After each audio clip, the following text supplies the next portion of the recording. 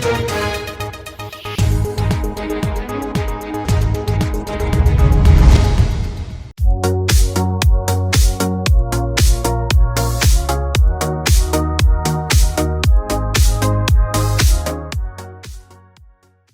परियोजना में हुए हमले के बाद अब जनप्रतिनिधि भी आउटसोर्सिंग संचालक एलबी सिंह और खुमनाथ के खिलाफ गोलबंद होने शुरू हो गए हैं और कार्रवाई की मांग तेज कर दी है।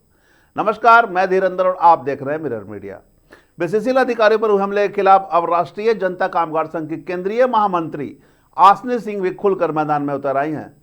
शुक्रवार को केंद्रीय अस्पताल पहुंचकर उन्होंने न सिर्फ घटना को लेकर कड़ा विरोध जताया बल्कि देव प्रभाग के संचालक एलबी और कुमनाथ के खिलाफ प्राथमिकी दर्ज करने की खुली मांग कर डाली। आसनी सिंह के तेवर इस दौरान बेहद आक्रामक नजर आए।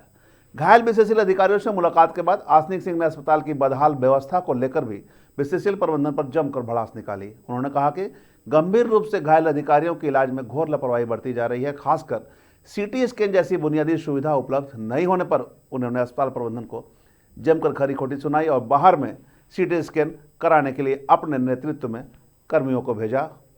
साथ ही हमले को लेकर उन्होंने देव प्रभाग के संचालक एलबी और कुमनाथ को सीधे तौर पर जिम्मेदार ठहराते हुए कहा कि इन्हीं लोगों के इशारे पर माहौल खराब किया गया है।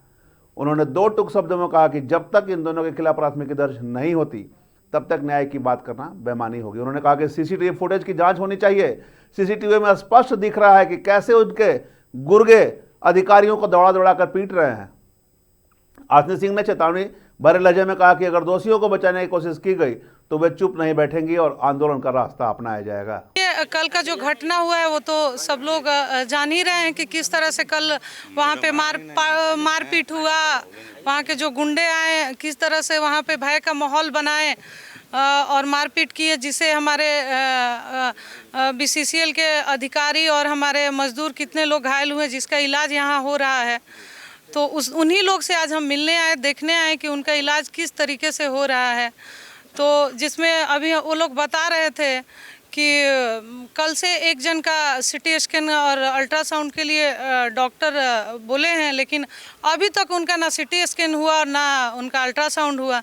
अभी हमारी बात हुई है तब वो लोग हम जब वहाँ हल्ला किए कि नहीं क्यों नहीं हुआ, मान लीजिए कल से चोट लगा है को इनको इलाज में इतना देरी हो रहा है तो कोई और भी इनको प्रॉब्लम हो जाएगा।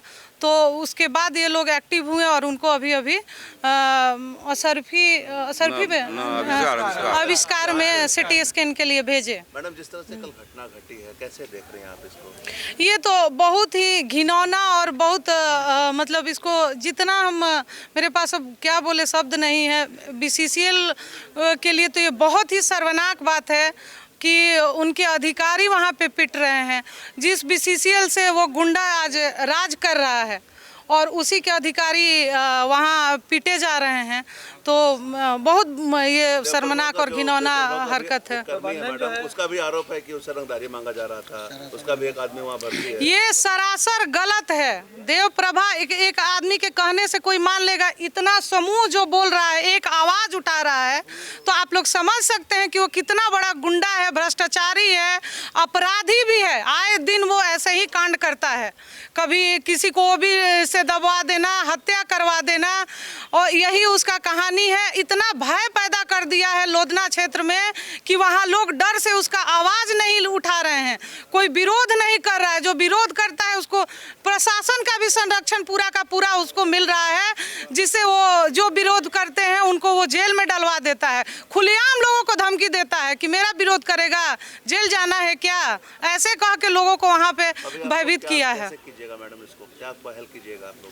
देखिए, इसका जो भी लड़ाई होगा हम लड़ेंगे, चाहे उसके लिए हमको जिस हद तक जाना होगा हम लड़ेंगे, और जो हमारे मजदूर हमारे अधिकारी का हक है वो हक दिलवाएंगे, उनको न्याय दिलवाएंगे, और जो गुंडे इस तरह का घिनौना हरकत किए हैं उनको कड़ी से कड़ी सजा हम दिलवाएंगे। तो वहाँ भी काम बंद करवाया जाएगा या काम होने दिया जाएगा? देखिए, जब तक हमारे मजदूर के सुरक्षा के लिए वहाँ कुछ नहीं होगा, कोई भी वहाँ काम नहीं करेगा, तब तक वहाँ पे बंद रहेगा काम। सीसीएल के अभी हमारे डीपी से कल भी बात हुई थी, जब हम लोग धरना पे बैठे थे तो डीपी डीटी वहाँ आए और इसी बात पे धरना स्थगित हुआ था कि बाय नेम एफआईआर हो और जो माइंस चल रहा है उसको ब्लैक लिस्टेड किया जाए। तो उस पे वो लोग बोले भी कि कल तक एफआईआर होगा। जो एफआईआर हो गया है, अभी हमारे पास कॉपी भी आ गया है। जो फुटेज में जो लोग आएंगे उनके नाम एफआईआर हो गया। किसको बनाया गया है? नामजद कंपनी किसी को बनाया नहीं है, लेकिन बनाया गया कि नहीं? नहीं किसी को। कंपनी किसी व्यक्ति को आउटसोर्सिंग कंपनी के किसी व्यक्ति का नाम इसमें नहीं है।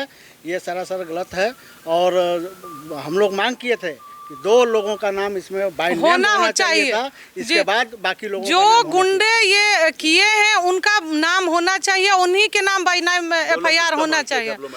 एलबी सिंह और कुमनाथ सिंह। तो ये जब तक नहीं होगा आंदोलन जारी रहेगा। आज भी हम डीपी साहब को यही बोले हैं कि कल तक अगर बाई नेम एफआईआर नहीं होता है तो हम लोग बीसीसीएल का गेट जाम करेंगे और वहीं पे हम लोग एफआईआर करेंगे। मुख्यालय को ही जाम करेंगे। बता दें कि पूरे मामले को लेकर कोयलांचल की सियासत अब तेज हो गई है। एक और सांसद ढुल्लू मतों के कड़े तेवर, तो दूसरी ओर आसनी सिंह का प्रबंधन और देय प्रवाह संचालकों पर सीधा हमला। बीसीसीएल अधिकारी पर हुए हमले ने अब प्रशासन और प्रबंधन दोनों के लिए बड़ी चुनौती कर दी है। ऐसे में अब देखना होगा जनप्रतिनिधियों के आंदोलन का रुख क्या होता है और प्रबंधन किस प्रकार के स्टेप उठाती है। हम तमाम इससे जुड़ी खबरों से आपको लगातार अपडेट करवाते रहेंगे। बने रहे विराट मीडिया के साथ।